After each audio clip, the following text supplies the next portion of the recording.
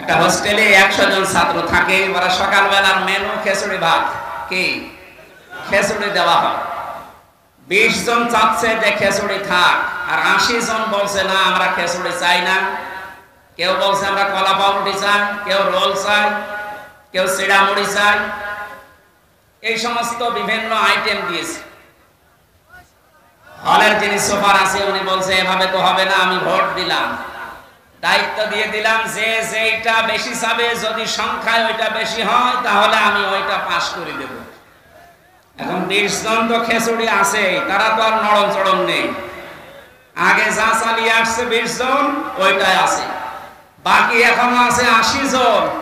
Vote দেওয়ার পরে দেখা গেল রোল যারা চায় তারা 18 জন, কলা পাউরুটি যারা চায় তারা 15 জন, যারা চিড়া মুড়ি চায় ওরা 12 জন। এভাবে সিস্টেম করতে করতে শেষ পর্যন্ত পাস হয়ে গেল ওই খিচুড়ি।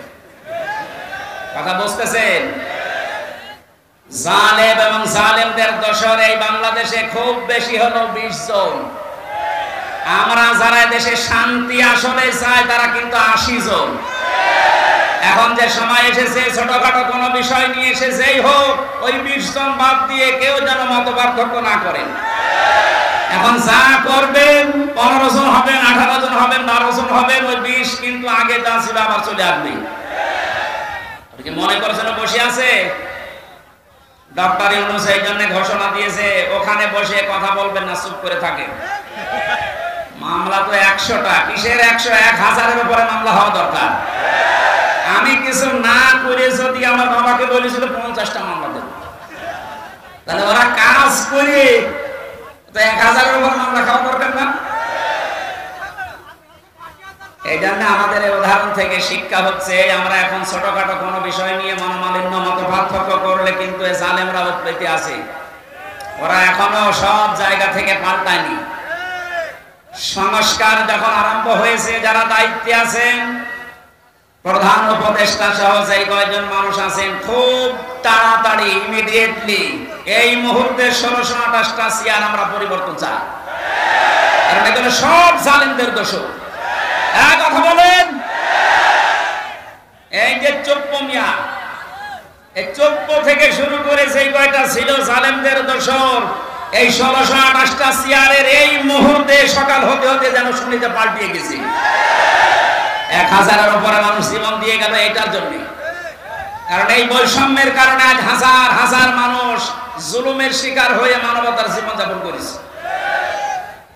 অনেকে বলছে আমরা মাফ করে দিলাম, তাদের ব্যক্তিগত বিষয়, কিন্তু সামগ্রিক ভাবে কোনো মানুষ যদি ভিকটিম, আমরা যারা আমার মতো 3টা বছর আপনি কোন কারণে আমাকে রাখলেন, আমি যেহেতু বেকসুর খালাস পেয়ে গেছি, আদালত প্রমাণ করেছে যে আমার কোনো দোষ নেই, কথা বলেন না কেন?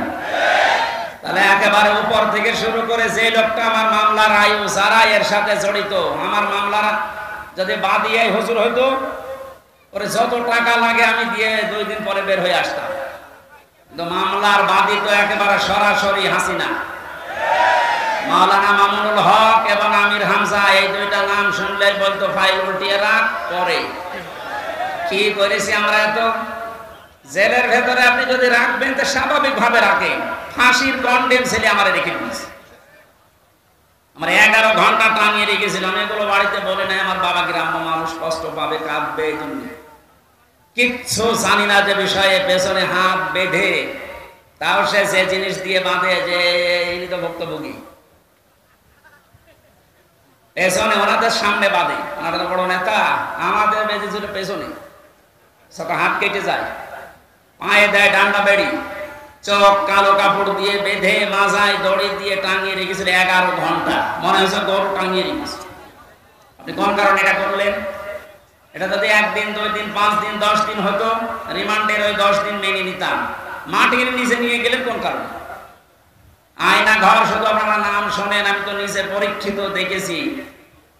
এরপরও অনেকে সাফাই গায় যে কি করেছে, যে ওর পালিয়ে যাওয়া লাগলো, কি করেছে আপনি কেন আসেন, আপনাকে দেখাচ্ছি। যারা বলে যে কি করেছে, আমার মনে হয় তাদেরকে আয়না ঘরে 7 দিন রাখা দরকার। দেখ কি করেছে,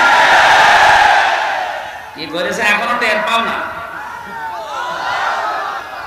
এই একটু শোনেন, নবীজির হাদিস হচ্ছে কেউ যদি জেনে শুনে জালেমকে সহযোগিতা করে, সাহায্য করে, সাপোর্ট দেয়, সে নবীর উম্মত থেকে বের হয়ে যায়।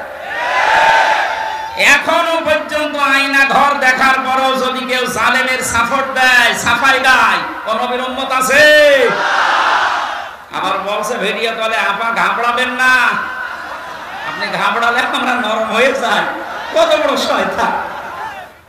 ওরে ধরে এত পিটানো পিটিয়েছে, এখন অনেকেই বলছে না আর কার আশায় থাকবো, যে ঘাবড়ানোর কথা সেই ঘাবড়িয়ে গেছে। আমার যতটুকু বাস্তবতা আমি দেখেছি, এদেশের 18 কোটি মানুষ যদি আপনাকে মাফ করে দেয়, ব্যারিস্টার আরমানের বউ আপনাকে মাফ করবে না, আমার ওই ছোট মেয়েটাও আপনাকে মাফ করবে না। 3টা বছর আমার থেকে 1 বছর রেখে গিয়েছিলাম, এখন 4 বছর। কেন এই কষ্ট দিলেন আপনি? যদি ব্যক্তিগত ভাবে আপনার উপর রাগ থাকতো আমি মাফ করে দিতাম। আপনি তো আল্লাহর টার্গেট। জালেম যারা, এরা টার্গেট হামজার, শরীফের, কার? চুয়াডাঙ্গাবাসী ভালো করে শোনেন, এই জেলায় যারা জালেম ছিল ওরা কিন্তু শরীফের টার্গেট না, ওরা রুহুল আমিনের টার্গেট না, ওরা সরাসরি টার্গেট আল্লাহ। শব্দটা শুনতে ছোট মনে হচ্ছে। সূরা শুরা 42 নম্বর আয়াত, 25 নম্বর পারার 6 নম্বর পৃষ্ঠার 13 নম্বর লাইনে আছে। এটা ইবনে কাসিরে পাবেন। আল্লাহ পাক বলেন, ইন্নামাস সাবিলু আলাল্লাযিনা ইয়াযলিমুনান নাস, ইলা আখিরি আয়াত। রব্বুল আলামিন বলেন, অবশ্যই আমি আল্লাহ মামলা দায়ের করব, কেস করব তাদের বিরুদ্ধে যারা মানুষ হয়ে মানুষের উপরে জুলুম করেছে। হুম জুজউম মাকসুম,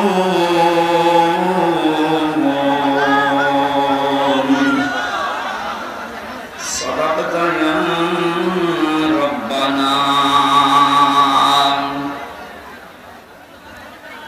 عن أبي هريرة رضي الله تعالى عنه قال قال النبي صلى الله عليه وسلم يقول 7 يظلهم الله في ظله يوم لا ظل إلا ظله الإمام العادل إلى آخر الحديث، رواه مسلم. وقال تعالى في شان حبيبي إن الله وملائكته يصلون على النبي يا أيها الذين آمنوا صلوا عليه وسلموا تسليما اللهم صل على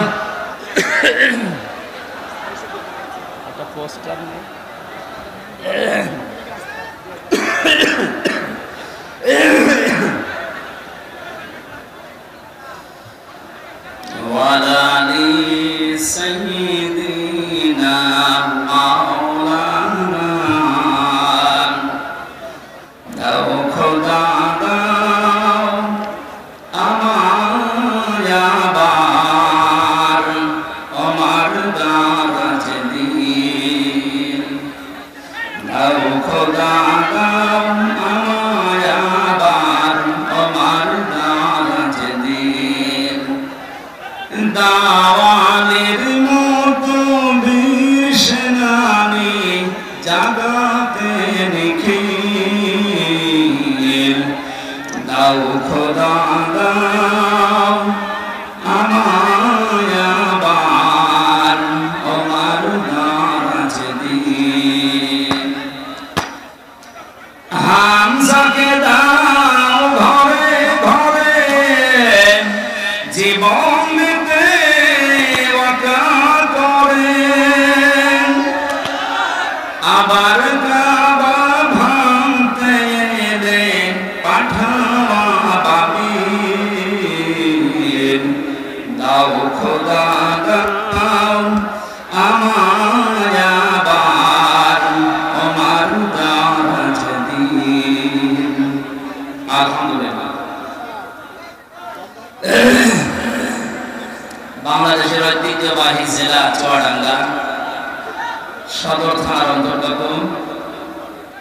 আশরাফুল উলুম বালক বালিকা কওমি মাদ্রাসা গফুরখালী ১৬তম বাৎসরিক মহাবিশ্বের মহাবিশ্বর আমাদের মালিকের মুখের পবিত্র বাণী কোরআন কারীমের এই পবিত্র অনুষ্ঠানের সম্মানিত সভাপতি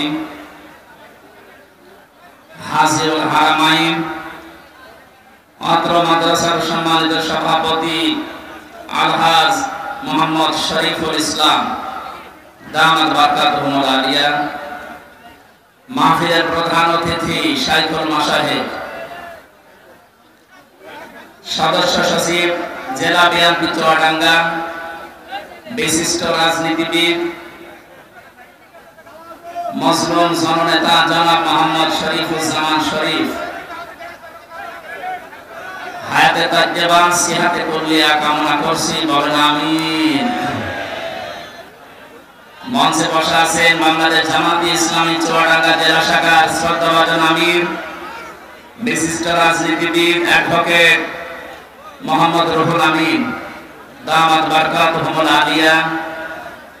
বসা আছে আমার শ্রদ্ধাভাজন পিতা জনাব রিয়াজউদ্দিন, নাম না জানা অন্যান্য উলামায়ে কেরাম। এতক্ষণ পর্যন্ত যিনি আলোচনা করলেন আপনাদের জেলার সন্তান মাওলানা হোসাইন আহমেদ মাহফুজ, সম্মানিত পরিচালক, মঞ্চে বসা অত্র এলাকার সর্বজন শ্রদ্ধাভাজন ব্যক্তিবর্গ, সামনে বসা মুসলমান ভাইরা, পর্দার আড়ালের সম্মানিতা মা এবং বোনেরা, প্রাণ প্রিয় চুয়াডাঙ্গাবাসী, দল মত জাতি বর্ণ ধর্ম নির্বিশেষে কোরআনের এই অনুষ্ঠানে যারা ইবাদত মনে করে এসেছেন, আপনারা স্বীকার করেন তো যে এটা ইবাদত? জবাব দেন। ইবাদত যেভাবে করা লাগে ঘন্টা খানিক ওইভাবে থাকে, কষ্ট হচ্ছে আমরা দেখতে পাচ্ছি। যে ইবাদতে কষ্ট বেশি হয় ওই ইবাদতে সওয়াব বেশি হয়। আজকের এই প্রচন্ড গরমে ঠাসাঠাসি করে জায়গা পাচ্ছে না, অনেকে বসতে দাঁড়িয়ে আছেন, আপনার ডবল সওয়াব হবে যদি কষ্ট স্বীকার করে ধৈর্য ধারণ করেন। আমি আহ্বান জানাবো আপনি একটা ঘন্টা একটু কষ্ট করেন, কোরআন শুনতে এসেছি যারা ইবাদত মনে করে তারা বলছে আলহামদুলিল্লাহ। আল্লাহ পাক বলেন লাইন শাকারতুম লাযিদান্নাকুম ওয়া লাইন কাফারতুম ইন্না আযাবি লাশাদীদ। সূরা ইব্রাহিমের 9 নম্বর 7 নম্বর আয়াতে আল্লাহ জানিয়েছেন যদি আমার নিয়ামতের শুকরিয়া আদায় করো লাযিদান্নাকুম, লামে তাকিদ নুনে সাকিলা, আল্লাহ পাক গ্যারান্টি দিচ্ছেন এই নিয়ামত আমি তোমাদের জীবনে বৃদ্ধি করে দেব। যদি না শুকরিয়া করো, গুরুত্ব না দাও, দাম দিতে না চাও, নাফরমানি করো, নিয়ামতটা কেড়ে নেব এবং আযাবের ভেতরে ফেলে দেব। চুয়াডাঙ্গাবাসী আমি কিন্তু গতানুগতিক কথা বলি না, যা বলি ওখান থেকে বাস্তব শিক্ষা বের করার চেষ্টা চালাই। একটু খেয়াল করে শোনা লাগবে।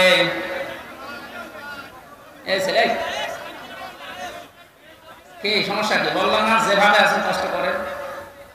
আরে আমি একটা ঘোষণা দিয়ে নেই, এই চুয়াডাঙ্গা, বিশেষ করে চুয়াডাঙ্গা, মেহেরপুর, কুষ্টিয়া আর ঝিনাইদহ, 4-5টা জেলায় আপনাদের যিনি গরু ঠাকুর ছিল ঢুকতে দিত না।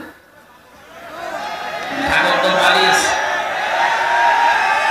যাই হোক, এখন যেহেতু আল্লাহ উন্মুক্ত পরিবেশে আমাদেরকে নিয়ে এসেছেন, আপনারা যে বারবার মাওলানা হোসাইনকে জোর করেন যে এই গ্রামে দেন মাহফিল, ওই গ্রামে, দেখছেন না কি অবস্থা? আপনি যেখানে মাহফিল দেন এরকম মানুষ ধরার জায়গা আছে ওখানে, এই জন্য ওরা বিরক্ত করবেন না। এই চুয়াডাঙ্গা জেলায় আমি 3টা অনুষ্ঠান অলরেডি দিয়েছি, সরোজগঞ্জ বাজারে একটা, দর্শন মাদ্রাসায় একটা, আর এই যে এটা। আশা করছি এবছরে যেহেতু আর ডেট পাওয়া যাচ্ছে না, খালিও নেই, সারা বাংলাদেশের 64 জেলায় 2-3টা করে ডেট থাকে। জীবননগর পাইলট স্কুলে একটা এখনো নেয়নি, ওটা নেব ইনশাআল্লাহ।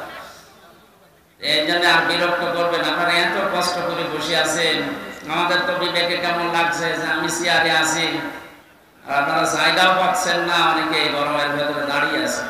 এই জন্য কমপক্ষে 1.5 থেকে 2 লক্ষ মানুষ ধরবে এরকম মাঠ ছাড়া দাওয়াত নিয়ে না, কষ্ট হবে। মানুষকে কষ্ট দেওয়া হারাম, হারাম কাজটা আশা করছি সামনে করবেন না। আর আমি গতানুগতিক কথা বলি না, আপনারা জানেন। আমি যা বলছি দেখেন এখান থেকে কি শিক্ষা নিয়ে আসি বাস্তবের সাথে। আল্লাহ তাআলা নিয়ামতের শুকরিয়া আদায়ের কথা জানিয়েছেন। শুকরিয়া আদায় মানে আমরা বাংলাদেশ, ভারত, পাকিস্তান এই সমস্ত দেশের মানুষগুলো বিশেষ করে বুঝি যে একেবারে টুটি পর্যন্ত খেয়ে একটা ঢেকর তুলে আলহামদুলিল্লাহ বললে শুকরিয়া আদায় হয়ে গেল, নাকি? এই সমস্যা নাই, অন্য কোনো সমস্যা না। মাদ্রাসার মহাতামিম একটু অসুস্থ, মানে পুরো অসুস্থ। ঠিক আছে, ওইটা সমস্যা না। আমি তো এই গরমে অনেকে অসুস্থ হয়ে গেছে। মাদ্রাসার যিনি আমাকে নিয়ে এসেছেন মহাতামিম, উনিও অসুস্থ হয়ে পড়ে গেছে। আপনারা কি শুরু করেছেন? কথা বন্ধ করেন। সব জায়গায় যে দেখি এই দুই পাশের এই মানুষগুলো, এদের কারণে আলোচনা করা যায় না। কি করে এখানে সব বসো তো, বসো সব বসো, বসো সব বসো, এখানে সব বসো, কেউ কেউ ধরে থাকবে না, বসো বসো বসো। চুয়াডাঙ্গাবাসী আমরা যেহেতু কোরআন কারীম থেকে কথা বলার জন্য এবং শোনার জন্য এসেছি, আর পৃথিবীতে যারা কোরআন দিয়ে কথা বলে এরাই সত্য কথা বলে। এতদিন আমরা শুনেছি কোরআনের আয়াত পড়তো ঠিক, উল্টা পাল্টা ফতোয়া দিত অনেকে, বলতো লাকুম দীনুকুম ওয়ালিয়া দীন, রাহুল বুখারী। একটা কথা হইল, আপনি আয়াত পড়ছেন কোরআনে আর দলিল দিচ্ছেন বুখারী। কোরআনে কারীম কি ওই রকম নাকি? আল্লাহ পাক এত অথেন্টিক ভাবে এটা রেখেছেন এবং কিয়ামত পর্যন্ত তিনি রাখবেন বলে ঘোষণা দিয়েছেন, ইন্না নাহনু নাযালনা যিকরা ওয়া ইন্না লাহু লাহাফিজুন। আল্লাহ বলেন অবশ্যই আমার এই কোরআনকে আমি আল্লাহ নিজে নাযিল করেছি, এই জিকির, এবং কিয়ামত পর্যন্ত এর সংরক্ষণের দায়িত্ব আমি আল্লাহ নিজে হাতে তুলে নিয়েছি। নবীজিকে আল্লাহ ধমক দিয়েছেন, ওয়ালাউ তাকাব্বালা আলাইনা বা'দাল আকাবিল লাআখাযনা মিনহু বিল ইয়ামিন সুম্মা লাকাতা'না মিনহুল ওয়াতিন। আমার কোরআনের ভেতরে যদি নবী পর্যন্ত কোনো কথা বানিয়ে নিজের নামে চালিয়ে দিত যে এইটাও আল্লাহ জানিয়েছে, কি করতাম জানেন? আমি নবীর ডান হাত চেপে ধরতাম, কণ্ঠ নালী কেটে ফেলে দিতাম। ঠিক আছে? না না ঠিক না। আপনারা আলেম না? কিসের আলেম পড়ে?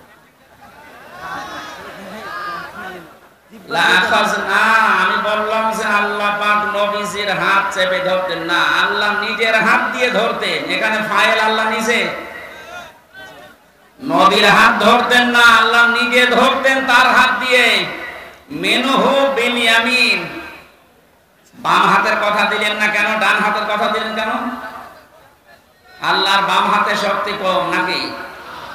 আর বাম হাতে থাপ্পড় খেয়েছেন।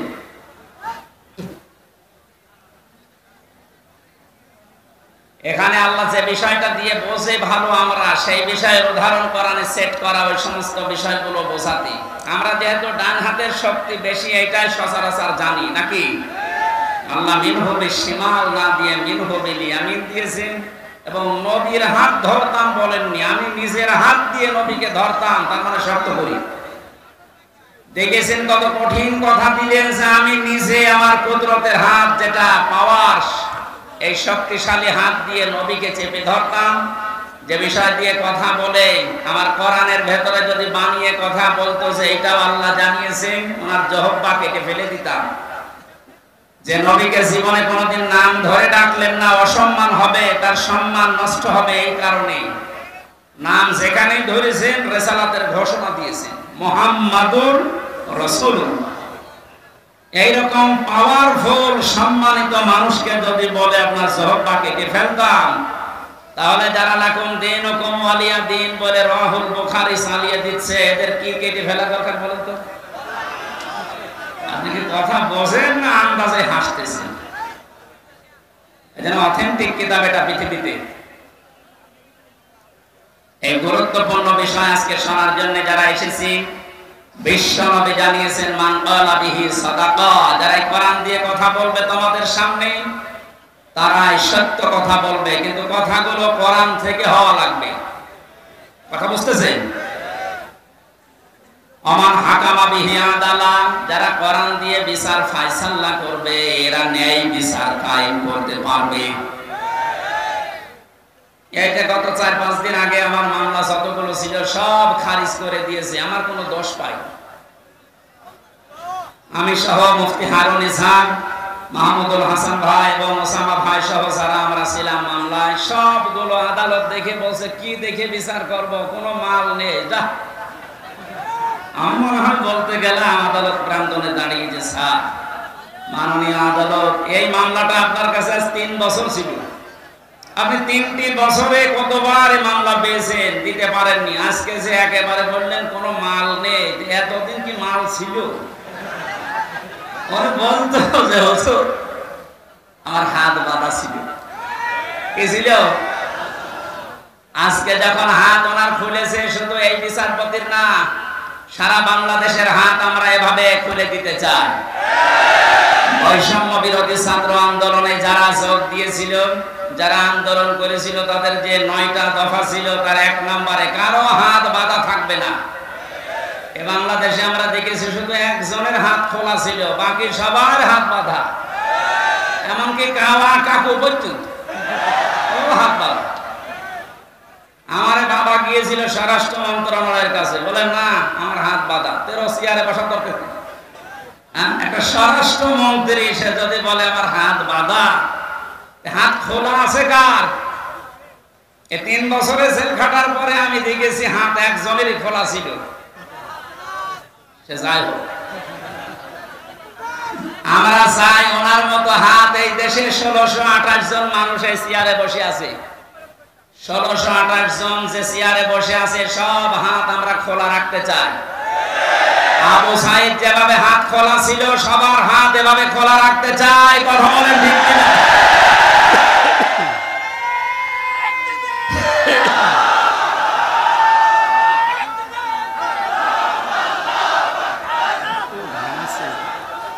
গরমে হয় না, এই মাহফিলগুলো শীতের সময় দেওয়া হয়।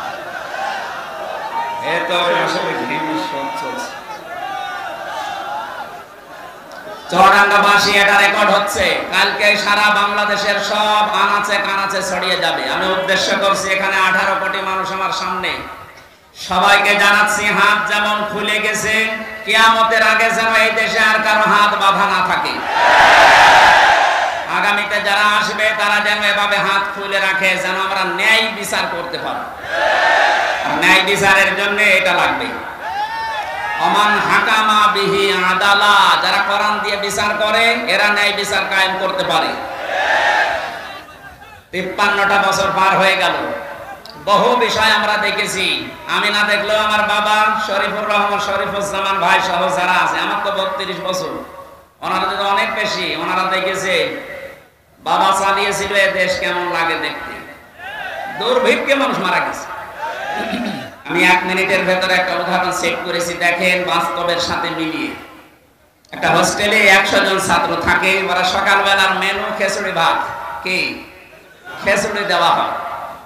20 জন চাচ্ছে যে খিচুড়ি থাক, আর 80 জন বলছে না আমরা খিচুড়ি চাই না। কেউ বলছে আমরা কলা পাউরুটি চাই, কেউ রোল চাই, কেউ চিড়া মুড়ি চাই, এই সমস্ত বিভিন্ন আইটেম দিয়েছে। হলের যিনি সুপার আছে উনি বলছে এভাবে তো হবে না, আমি ভোট দিলাম, দায়িত্ব দিয়ে দিলাম যে যেটা বেশি চাবে, যদি সংখ্যায় ওইটা বেশি হয় তাহলে আমি ওইটা পাস করে দেব। এখন 20 জন তো খিচুড়ি আছে, তারা তো আর নরম চড়ম নেই, আগে যা চালিয়ে আসছে 20 জন ওইটাই আছে, বাকি এখনো আছে 80 জন। ভোট দেওয়ার পরে দেখা গেল রোল যারা চায় তারা 18 জন, কলা পাউরুটি যারা চায় তারা 15 জন, যারা চিড়া মুড়ি চায় এরা 12 জন। এভাবে সিস্টেম করতে করতে শেষ পর্যন্ত পাস হয়ে গেল ওই খিচুড়ি। কথা বুঝতেছেন? জালেম এবং জালেমদের দোসর এই বাংলাদেশে খুব বেশি হলো 20 জন। আমরা যারা দেশে শান্তি আসলে চাই তারা কিন্তু 80 জন। এখন যে সময় এসেছে ছোটখাটো কোনো বিষয় নিয়ে এসেছেই হোক ওই 20 জন বাদ দিয়ে কেউ যেন মত পার্থক্য না করেন। এখন যা করবেন 15 জন হবেন, 18 জন হবেন, 12 জন হবেন, ওই 20 কিন্তু আগে যা ছিল আবার চলে আসবে। কি মনে করছেন বসে আছে?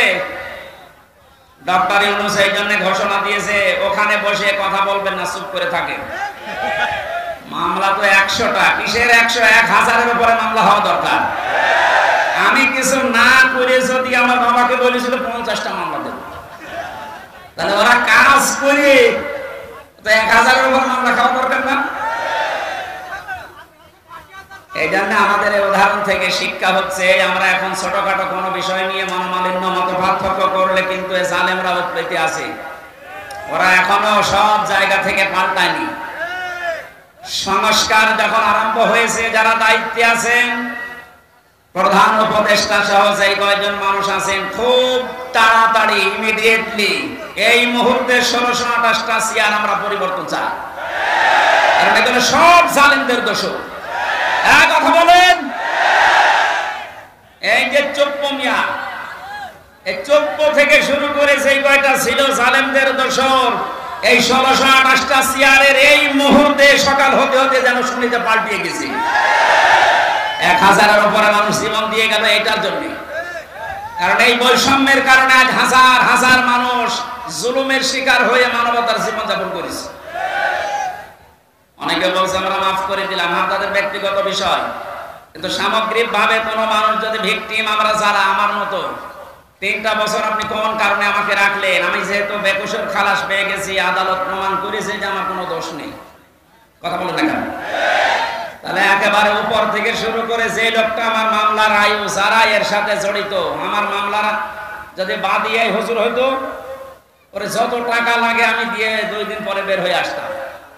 কিন্তু মামলার বাদী তো একেবারে সরাসরি হাসিনা। মাওলানা মামুনুল হক এবং আমির হামজা, এই 2টা নাম শুনলে বলতো ফাইল উল্টিয়ে রাখ, পরে কি করেছি আমরা এত। জেলের ভেতরে আপনি যদি রাখবেন তো স্বাভাবিক ভাবে রাখেন, ফাঁসির কন্ডেম ছেলে আমার রেখে দিয়েছে। আমার 11 ঘন্টা টানিয়ে রেখেছিলাম, এগুলো বাড়িতে বলে নাই। আমার বাবা গ্রাম্য মানুষ, কষ্ট পাবে, কাঁদবে, এই জন্য কিচ্ছু জানি না যে বিষয়ে পেছনে হাত বেঁধে, তাও সে যে জিনিস দিয়ে বাঁধে যে ইনি তো ভুক্তভোগী, পেছনে ওনাদের সামনে বাঁধে, ওনারা তো বড় নেতা, আমাদের বেঁধেছিল পেছনে, সব হাত কেটে যায়, পায়ে দেয় ডান্ডা বেড়ি, চোখ কালো কাপড় দিয়ে বেঁধে মাজায় দড়ি দিয়ে টাঙিয়ে রেখেছিল 11 ঘন্টা। মনে হয়েছে গরু টাঙিয়ে রেখেছে। আপনি কোন কারণে এটা করলেন? এটা যদি 1 দিন, 2 দিন, 5 দিন, 10 দিন হতো, রিমান্ডের ওই 10 দিন মেনে নিতাম। মাটির নিচে নিয়ে গেলেন কোন কারণে? আয়না ঘর শুধু আপনারা নাম শোনেন, আমি তো নিজে পরীক্ষিত দেখেছি। এরপরও অনেকে সাফাই গায় যে কি করেছে, যে ওর পালিয়ে যাওয়া লাগলো, কি করেছে, আপনি কেন আসেন, আপনাকে দেখাচ্ছি। যারা বলে যে কি করেছে, আমার মনে হয় তাদেরকে আয়না ঘরে 7 দিন রাখা দরকার। দেখ কি করেছে, কি করেছে এখনো টের পাও না।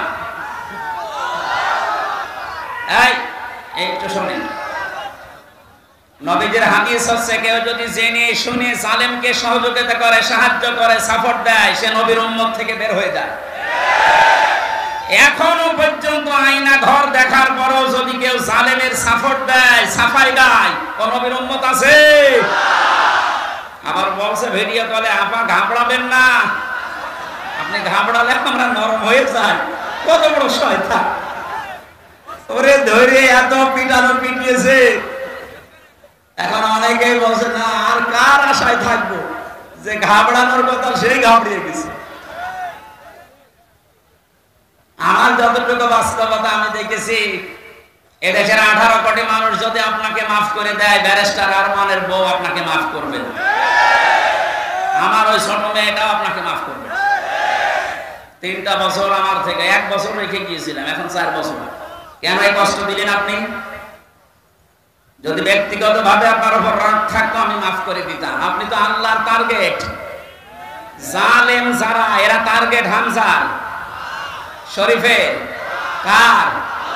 চুয়াডাঙ্গাবাসী ভালো করে শোনেন, এই জেলায় যারা জালেম ছিল ওরা কিন্তু শরীফের টার্গেট না, ওরা রুহুল আমিনের টার্গেট না, ওরা সরাসরি টার্গেট আল্লাহ। শব্দটা শুনতে ছোট মনে হচ্ছে। সূরা শুরা 42 নম্বর আয়াত, 25 নম্বর পারার 6 নম্বর পৃষ্ঠার 13 নম্বর লাইনে আছে। এটা ইবনে কাসিরে পাবেন। আল্লাহ পাক বলেন, ইন্নামাস সাবিলু আলাল্লাযীনা ইয়াযলিমুনান নাস, ইলা আখির আয়াত। রব্বুল আলামিন বলেন, অবশ্যই আমি আল্লাহ মামলা দায়ের করব, কেস করব তাদের বিরুদ্ধে যারা মানুষ হয়ে মানুষের উপরে জুলুম করেছে। জুলুমের সীমা ছাড়িয়ে গেলে, দেওয়ালে যদি একেবারে পিঠ ঠেকে যায়, তখন মানুষ আর সহ্য করতে না পেরে কাজ করে। যেটার বাস্তবতা আমার কুষ্টিয়ায় হানিফের বাড়ি ভাঙা দেখে আমি দেখেছি। একটা মানুষের উপরে কত বড় রাগ হলে বাড়ি পর্যন্ত খুলি নিয়ে চলে যাচ্ছে। আর একজনকে দেখলাম ঝিনাইদহে উলঙ্গ করে পিটিয়ে মেরে টাঙিয়ে রেখেছে। থাক, হিরো হিরো। এটা শুধু মানুষের শত্রু ছিল না, আল্লাহর শত্রু ছিল। আমি বাস্তবে দেখেছি ঝিনাইদহে যেখানেই কোরআনের অনুষ্ঠান হতো ও যে প্রশাসন দিয়ে বন্ধ করে দিত। আল্লাহ এমন শাস্তি দিয়েছে, পৃথিবীর ইতিহাস হয়ে আছে হিরোন। এজন্য জালেমরা কিন্তু পৃথিবীর মানুষের মামলার আসামি না, এরা আল্লাহর মামলার আসামি। আপনি কি আল্লাহর মামলার আসামি যারা আল্লাহর অভিযোগে অভিযুক্ত যারা তাদের পক্ষ নিতে পারেন? বলেন পারেন? আপনার বিবেকটা কাজে লাগাবেন। নিয়ামতের শুকরিয়া আদায়ের কথা বলছিলাম। কেউ যদি কোনো নিয়ামত পেয়ে শুকরিয়া আদায় করতে চায়, তিনটা মাধ্যম আছে। এক নম্বরে মুখে স্বীকার করা যে হ্যাঁ এটা নিয়ামত। চুয়াডাঙ্গাবাসী নিজের বিবেককে প্রশ্ন করেন তো, এই সমস্যা কি?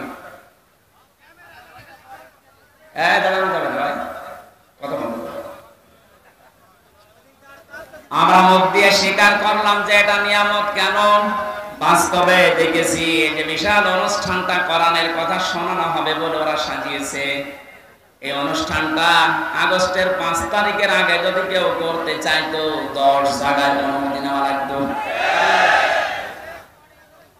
6 তারিখ, 7 তারিখ, 8 তারিখে একটা ঘোষণা এসে গেছে ডক্টর মোহাম্মদ ইউনূসের পক্ষ থেকে।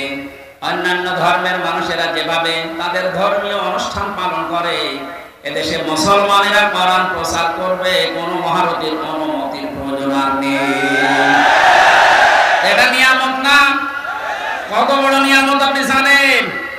কয়েকদিন আগে বাংলাদেশ জামাত ইসলামী কুষ্টিয়া জেলা শাখার উদ্যোগে ওরা কুষ্টিয়া জেলার প্রায় 550 আলেমকে দাওয়াত দিয়েছিল একটা সেমিনারে।